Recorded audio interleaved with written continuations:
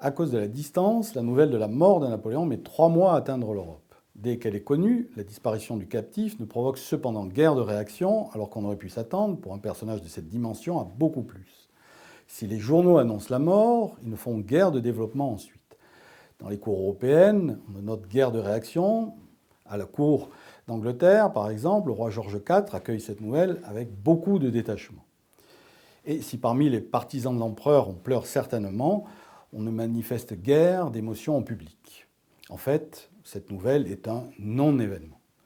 Il faut attendre la publication des journaux, des souvenirs des anciens compagnons de Napoléon à Sainte-Hélène pour que petit à petit la légende napoléonienne prenne son envol. Cela commence avec le journal d'O'Meara, publié en 1822, son médecin irlandais, puis avec le fameux mémorial de Sainte-Hélène de Lascaz. À partir de ce moment-là, dans une époque très romantique, une certaine nostalgie du personnage se développe. On ne retient finalement que ses succès et on oublie un peu facilement ses échecs. Ce mouvement d'opinion assez large et favorable à l'empereur, dans un premier temps, incitera le roi Louis-Philippe à ramener ses cendres en France sous le dôme des Invalides.